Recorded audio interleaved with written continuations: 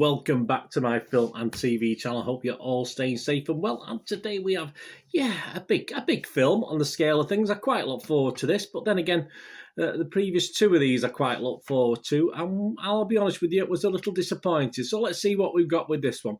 We're going to have a look at Fantastic Beasts, The Secrets of Dumbledore. Well, if Dumbledore's in it, it's got to be half decent, hasn't it, surely? Well, we'll find out, won't we?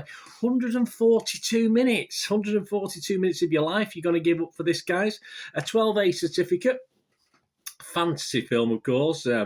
Magic, we all know it's all spin-offs of Harry Potter, of course. Directed by David Yates from a screenplay by J.K. Rowling herself and Steve Kloves.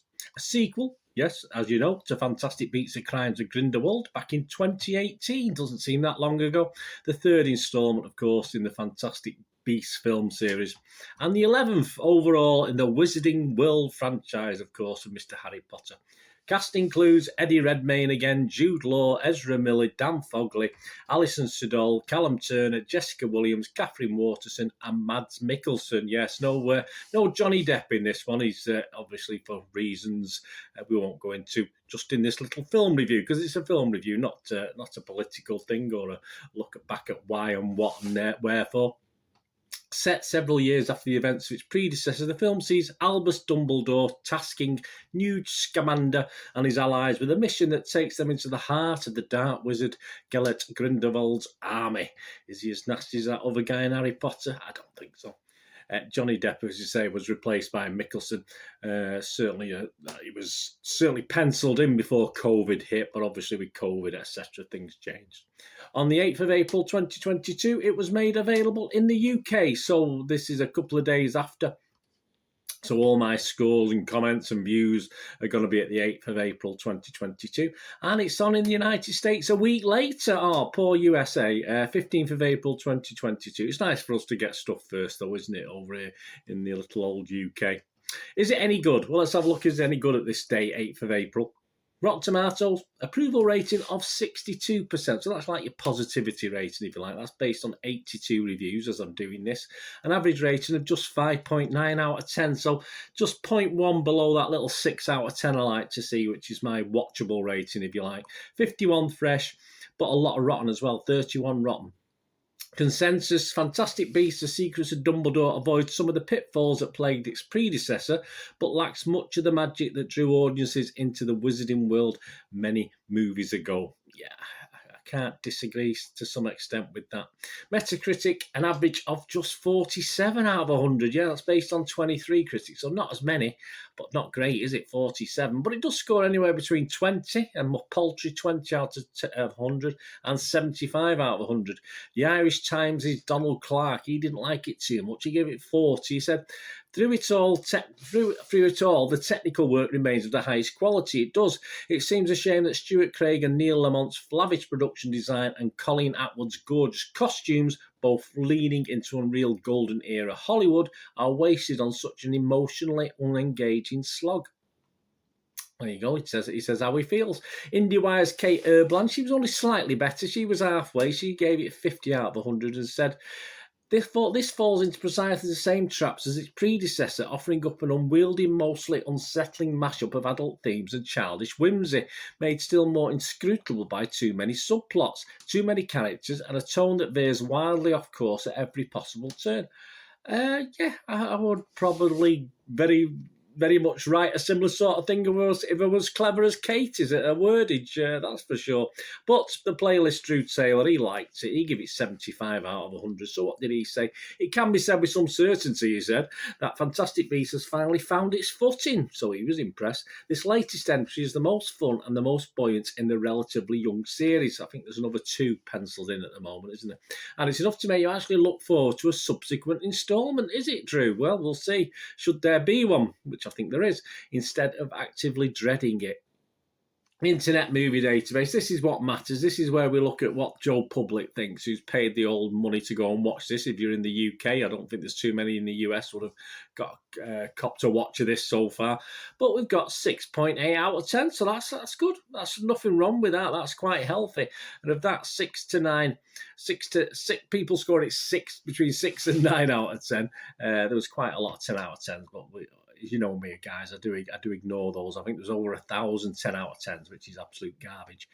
2,738 scored it between 6 and 9. That's 82% of the people I've quoted, because 608, just 608 quoted scored it between 2 and 5 out of 10. So not a lot. There was 300 odd 1 out of 10s as well, which, again, as I say, 1 out of 10s I find a little bit more believable than 10 out of 10s, but I've discounted them from those figures for statistics point of view, just to give an extra little balance to it all. So what about my thoughts, or what they're worth? Interestingly enough, the other two films, the first film got a 7.3 out of 10 on Internet Movie Database. The second got a 6.5. So even though I preferred the second one to the first, it went down in most of the public's perceptions. And this is currently hanging at obviously this 7. It's now gone on to 7. Sorry. 7.1. Obviously, it's slightly different. At least I've checked that this morning compared to when I actually wrote the review. So yeah, on basis of that, this is not quite as good as the first, but on its way back up. Is it back on track? Well, for me, possibly no. Was it ever on track for me? Possibly no. The first I thought was a bit of a letdown. I didn't really enjoy all the animation and the messing about in the first one. It never really got going for me.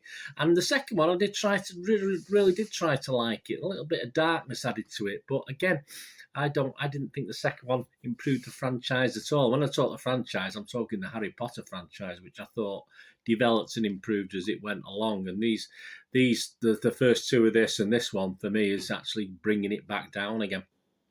I think the basic problem for me, looking from my point of view, is, and perhaps again in this latest instalment, is that it just doesn't know which market it's going for. I think one of the critics said before, didn't it? It doesn't quite work if it's based on a Harry Potter thing, because I think these are trying to be a bit more grown up, even though it's a 12A certificate, which is what the later Harry Potters were. I think this is attempting to be a little bit more grown up, but yet they do still want to appeal, as you'd expect, to a younger audience. And for me, the mix, as it worked in Harry Potter, where a younger person liked it and adults liked it as well, it's not really working for me in this. As you might disagree. Some people do disagree. Some people love it, but it never really works for me in this feature and the other two features. And please, why is it so long? I can understand it being a bigger budget and they want to make it into a blockbuster, but I'm sorry, if you haven't got the content, don't make it long. It's just not enough story to take that long to get there. I mean, 2 hours, 40 minutes or whatever. 2 hours, 20 minutes even. All right, take the credits out. You're probably talking about 2 hours, 15, but it's still too long. There's lots of different characters thrown at it to fill the time, but unfortunately that sort of makes you less investable characters. That just stops me liking some of the characters because it's just too many thrown into the mix. Eddie Redmayne himself, I sort of put up with him in the first one. I think it was okay, but by this one now, he's becoming, I just can't be bothered. He's just not annoying, but he's just nah for me. He just isn't doing anything for me in that character. He just isn't standing out at all. Just all a bit wishy-washy. It's not all negativity, don't forget. There is. Obviously, I'm being negative at the moment. There's some elements of this I like. I like the scenes, I like the set. But unfortunately, it's all lost in a pretty over-egged story. It's not particularly innovative. It's been done before. It's been done before in the Harry Potter franchise. Of course it has. It's been done before in other types of films and other films of this genre. Of course it has. So it doesn't really add much. Some of the locations, as I said, are great. I love seeing the homages back to the original Harry Potter and the town and all the things we've seen in Harry Potter with the Hogwarts, etc. I love that. I love that element of it, and I like that. But some of the new ones are great as well, over in Germany and obviously over in Asia at the end, and they come over really well on the big screen. So they are positives in it, but it doesn't, for me, rescue the overall package. I think if they had the bottle, and I probably haven't, because they get certain demands with the money spent, to cut this to about 80 or 90 minutes, I would have possibly said it's, very watchable. But in total, because of what we get, I just think there's long gaps of wordage, long gaps of stuff that I found a little bit monotonous at times. So I am going to score it my sit on the fence score, I call it. Well, I'm not overly convinced. There will be some people who like it, but for me, it's just not working, this franchise at the moment, or the regurgitating of the franchise, if you like. 3 films in with another couple to go. Of course, I'll watch the next one and see what happens, and hopefully I'll be impressed. But I'm going to give it my sit on the fence, splinters in the bum score of 5.5 out of 10. There is a bit of a story in there. As I said, it's been done before, but I would like to see more of the story and less buggering about with loads of characters. Just to keep the characters to the minimum that you can actually care for and invest in. As I said, I don't think there was anyone in this I really was that bothered whether they survived or they lived or whatever. They just got my nerves a little bit, most of the characters. So certainly not a story to justify 2 hours, 15 minutes, probably runtime. Anyway, let me know what you think, guys. I'm being a bit unfair on this, as I say. I know some people do like it. It isn't working for me, unfortunately, this Fantastic Beasts series. It just isn't, and I do like as I say, the early Harry Potters I enjoyed. The later Harry Potters I thought were excellent. And I really, I read the books as well, but I wouldn't particularly go out and read the books based on what I see on the screen here. The fact, it's a Fantastic Beast books as such. It wouldn't do that. Yet Harry Potter did. I enjoyed the books. I enjoyed the films. So I'm not liking this. So let me know what you think, guys. Anyway, but thanks for watching. Anyway, 5.5 out of 10, as I said, was my score. Please, until we meet again, I only ask one thing, don't I? Please stay safe, everyone. Thanks for watching. Bye for now.